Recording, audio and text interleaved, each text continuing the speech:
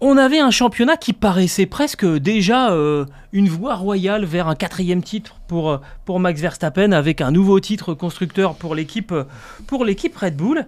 Alors, on n'est quand même plus tout à fait à l'abri d'un retournement de situation dans cette saison 2024. On fait le point au niveau du championnat.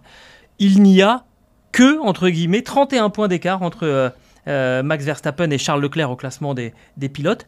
Sergio Pérez a dégringolé à la 5e place du classement après son abandon lors du Grand Prix de Monaco. Et alors, il y a encore moins au classement des constructeurs. 24 points d'avance seulement pour Red Bull sur Ferrari, avec un adversaire, je pense à Ferrari, qui marche sur ses deux jambes, pendant que Red Bull, clairement, n'a plus qu'une seule jambe, c'est Max Verstappen, et qu'il y a un autre concurrent qui arrive, qui est un petit peu plus loin certes, mais c'est McLaren. Red Bull avait 44 points d'avance sur Ferrari après le Grand Prix de Chine en 5 Grands Prix, et cette avance commence à diminuer. Je pense qu'on va commencer un petit peu à s'inquiéter sérieusement chez Red Bull. Max Verstappen 6e à Monaco, il avait été battu à Miami, malmené à Misano, et il avait fallu faire tourner le simulateur quasiment toute la nuit avec Sébastien Buemi dans le simulateur pour réussir à trouver une solution. La différence, c'est que déjà une fois que la qualif est faite à Monaco, c'est quand même très très compliqué, et que Sébastien Buemi, il n'était pas dans le simulateur chez Red Bull le week-end dernier, il était en Formule E à Shanghai.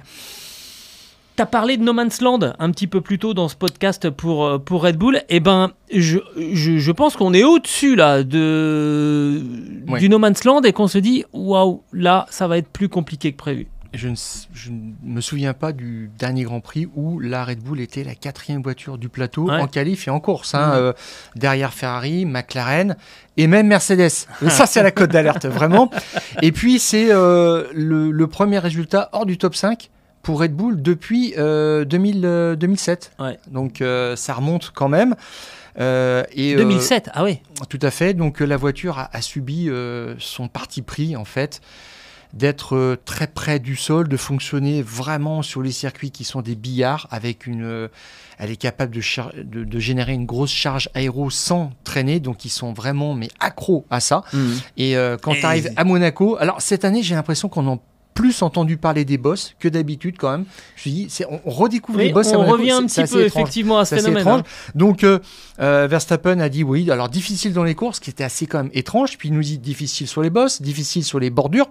Je parle pas des vibreurs. Un vibreur, c'est une bordure qui vibre. Bon, entre parenthèses. Elle rebondit beaucoup. Alors ça c'est pareil, il nous dit ça c'est un problème qu'on a quand même depuis pas mal de temps. Les problèmes sont un petit peu cachés chez Red Bull.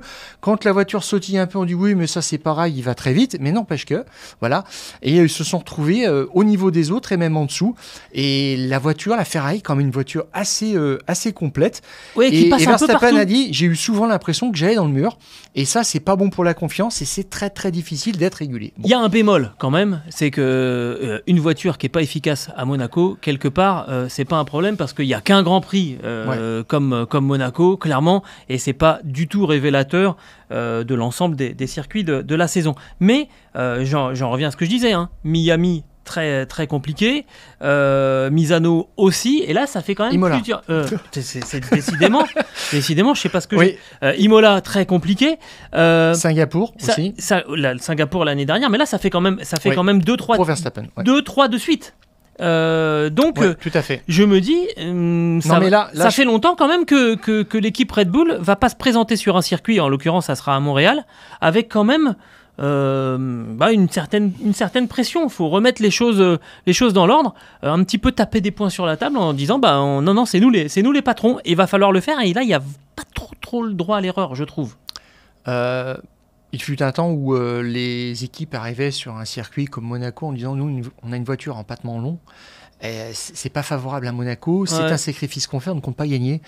C'était le cas de Mercedes qui a eu régulièrement des problèmes à Monaco, même en période dorée. Bon, et la Red Bull est une voiture moderne dans le sens où ils ont compris chez Red Bull que sur tous les circuits, dès qu'il y a une bosse, on entend parler de la part de tous les pilotes à la radio sur les premiers tours, et on sait que la priorité des organisateurs c'est de limer la bosse pour l'édition suivante, ou même pour le lendemain.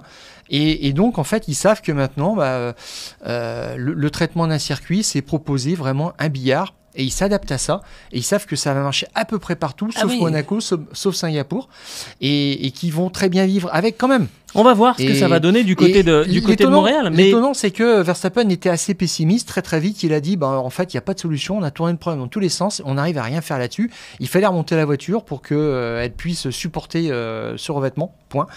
Et ils ont mis ça de côté. Mais comme tu le dis, Gilles, maintenant, en fait, la menace se précise quand même au championnat pilote, au championnat constructeur. Et on ne pensait pas en arriver là quand même au tiers du championnat.